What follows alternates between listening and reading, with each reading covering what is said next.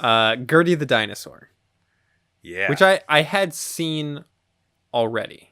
Yeah, me too. I saw this in an animation class. I Uh, probably did as well. this is a very famous one, I think. Yeah. Um, It's fun.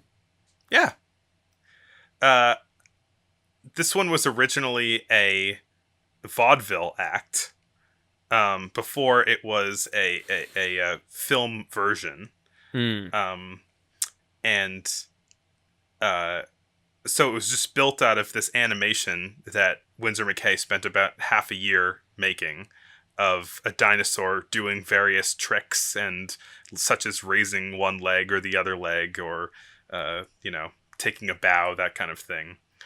Um, and so the original intention of this was to be a kind of call and response film where Winsor McCay would stand on stage and then say, "Hey Gertie, lift up your left leg for me."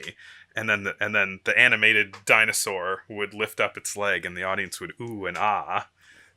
um, Ooh, um, yeah. The film version of it kind of keeps a similar framing device to a lot of the other animated shorts that we've been watching of like a bunch of a wealthy dinner of tuxedos and cigars gathers and is like, Winsor McCay, like, show us a trick. And he's like, I will draw 1,000 drawings of a dinosaur. And they're like, we'll see. And then he does it. And they're like, wow, hooray. Hooray! He's so smart. Yeah. A lot of the very self-aggrandizing Winsor McCay Very. It's funny because movies. this one, for whatever reason, it really stuck out to me. It's like, this is just Winsor McCay, like, patting himself on the back. Look at me, I can make a dinosaur move. Yeah.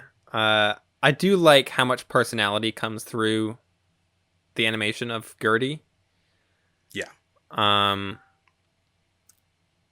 have it written down, Gertie is a big dog, which I think is kind of gets to the Gertie kind of acts like true. a big dog. That's true.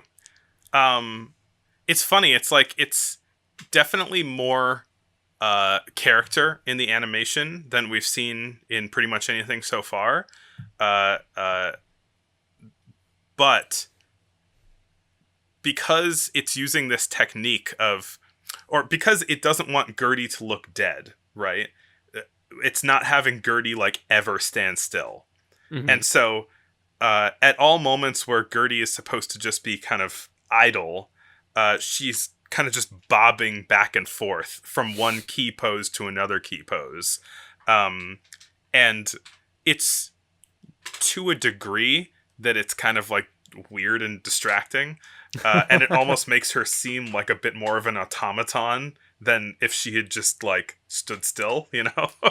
Right, yeah. Because it's like these repetitive motions as opposed to just standing. Yeah. And this was the first keyframe based animation, which makes that the case, right? He drew those key poses and then animated between them and then looped the animation over and over again. So he didn't have to redraw all of that. By the way, the reason why this is a film version and not on the stage anymore is because he worked at the New York Herald, which was owned by William Randolph Hearst, and Hearst was like, Winsor McCay, you're touring around the country and not drawing things for my newspaper. Get back to New York. Like, you're not allowed to perform in vaudeville anymore. And in fact, everyone who works for me from now on is going to have to sign in their contract that they can't work in vaudeville. Oh my God. He got so mad that Winsor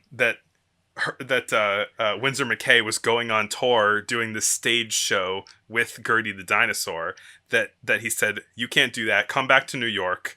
And so they made a film version that had that framing device around it with the same sort of call and response, like, hey Gertie, do this, hey Gertie, do that. And then released it to theaters because in Winsor McCay's new contract, he was not allowed to do vaudeville performances outside of the greater New York area. Oh my God. Oof.